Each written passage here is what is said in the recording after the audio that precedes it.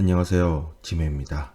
오늘 할 내용은 경매물건 주거에 있는 로드뷰를 볼 때도 비교하는 습관을 들이자라는 글에 대해서 보도록 하겠습니다.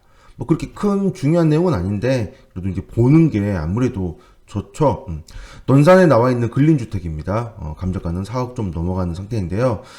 저는 물건을 볼 때 뭐 이런 식으로 등기부를 보는 걸 굉장히 좋아합니다. 그래서 기본적으로 등기부부터 먼저 살펴보는 습관을 좀 들인 상태이기 때문에 등기부를 보면서 어떤 일들이 있었는지 좀 많이 보거든요. 일단은 먼저 이 물건은 근린주택인데요. 1층은 상가, 2, 3층은 주택으로 이용하고 있기 때문에 상가하고 주택을 같이 사용하고 있습니다. 93년도에 소유권 보존 등기를 했습니다. 소유권 보존 등기를 했다는 것은 이때 처음 건축을 했을 가능성이 높다라는 거죠. 이때 임시 49년생 임시로 소유권 보존 등기를 했는데 2009년도에 소유권 일부 이전이 되는데 증여가 되었습니다. 증여된 사이즈는 2분의 1입니다. 2분의 1 손씨에게 이전이 되는데요. 53년생 손씨입니다. 49년생 임씨가 53년생 손씨에게 이전을 했고 보다시피 주소가 동일합니다. 그러므로 아무래도 부부로 보여집니다. 부부로 추정이 됩니다. 그리고 근데 이제 그 전에 이전을 하기 전에 근저당을 설정한 상태에서 이전을 했습니다. 95년도에 그 다음에 2007년도에 근저당이 두 번 설정되었는데 5천만 원, 그 다음에 5천만 원입니다. 그래서 8천만 원입니다. 5천만 원이네요. 제가 잘못 써놨네요. 5천만 원에서 1억이라는 근저당을 설정을 해서 설정이 되는 상태에서 그리고 이제 증여를 했는데요. 이자를 잘 내다가 그리고 나서 이제 경매로 나왔는데 일단 경매로 나오기 전에 먼저 좀 갑구를 봐보면 좀 여러 가지 내용들이 있습니다.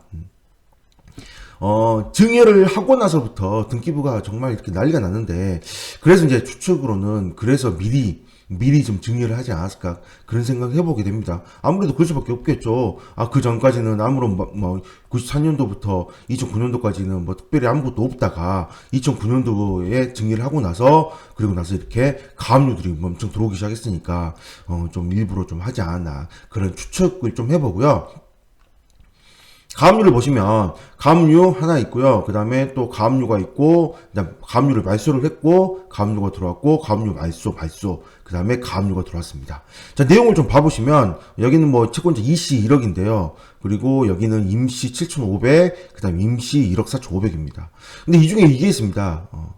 은진임씨 대동종이라고 있습니다. 은진임씨 대동종이 아무래도 이게 종손 관련된 물건으로 보여집니다. 은진임씨는 제가 좀 찾아보니까 논산의 옛 지명이라고 합니다. 은진이라는 단어가. 그래서 논산임씨라고 봐야겠죠. 그렇게 은진임씨 대동종이에서 이렇게 가압류가 들어왔고, 그 다음에 마지막 가압류도 똑같이 임씨가 들어왔는데 1억 4,500이라는 적지 않은 금액이 들어왔는데, 봐보시면 마지막에 최종적으로 이렇게 말소가 다 된 걸로 보이는데, 마지막에 일단 이 가압류는 살아있잖아요. 가압류는 살아있는데도 불구하고 얼마 후에 약 4개월 후에 근저당이 설정이 되었는데, 이때 같은 임시입니다. 이때 임시와 같은 임시고 1억 4,500의 금액도 같은 근저당이 설정이 되었습니다.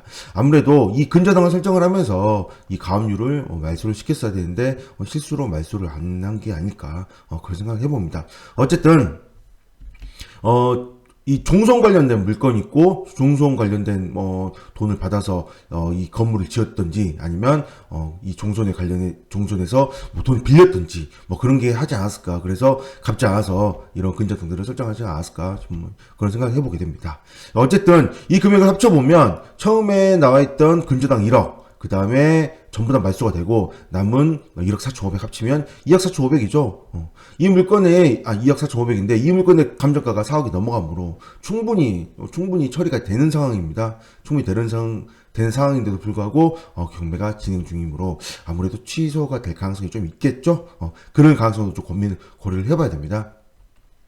자, 매각 물건 명세서를 보시면요, 고씨가 있고 박씨가 있고 안씨가 있는데, 자, 자세히 보시면 고씨는 1층, 그 다음에 박씨는 3층, 그 다음에 안씨는 1층 한 칸입니다.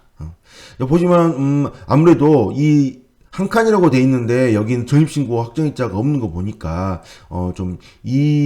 여기에 1층 신고한 사람의, 또 전대차일 수도 있다는 생각도 좀 들기도 하고요. 그 다음에 이렇게 나눠서, 임대차를 했는데 금액이 크지 않아서, 금액이 크지 않아서 그냥 했을 수도 있습니다.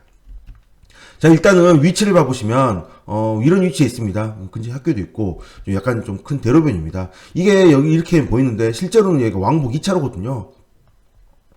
왕복 2차로밖에 안 되는데, 좀 크기가 좀 큽니다. 왕복 2차로지만, 좀 뭐랄까, 거의 뭐 4차로급 정도 될 정도로 크게 크거든요. 그러다 보니, 양쪽에 주차를 굉장히 많이 하는, 뭐 그런 도로로 보여집니다. 그래서 일단 로드뷰를 봐보면, 제가 이제 2010년 6월 거 로드뷰를 찍어놨는데요. 2010년 로드뷰를 봐보면, 이 앞에 지금 차가 주차돼 있죠? 이런 식으로. 차가 주차가 돼 있고, 이게 1층을 두 개로 나눠서, 미용실하고, 그 다음에 뭐, 유아용품점, 이를 운영하고 있습니다. 2010년 6월에는 이렇게 돼 있는데, 2011년 10월, 약 1년 4개월 있다가 다시 봤더니, 이거 그대로 있습니다, 미용실은. 근데 여기는 교습소로 바뀌어 있죠? 수학 교습소로 바뀌어 있고요. 그 다음에 또 2013년 10월, 약 또 한, 1년 몇 개월 후에, 2년 정도 후에 봐보니까, 여기는 동일한데, 여기는 또, 종합 스포츠로 또 바뀌어 있습니다.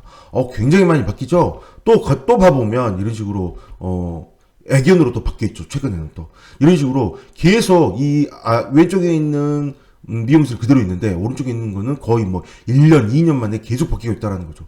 그만큼 여기 도로가 넓어서 주차를 많이 하지만 주변에 이제 아시는 분들만 많이 온다는 이런 미용실은 어느 정도 좀 되지만 여기는 그렇게 사람이 많이 왕래를 하지 않는 곳이라는 걸를 이렇게 좀 볼 수도 있고 또 다르게 생각하면 굉장히 또 자주 들어오는 거 보면 그렇게 나쁘지 않나 보인다는 느낌도 좀 들고요. 좀 여러 가지 좀 생각을 해봐야 되는 물건이지 않을까. 현장에 가서 좀 살펴보면 어느 정도 좀 느낌이 오지 않을까 그런 생각을 해봅니다. 그게 지나가는 길이지 않을까 싶어요.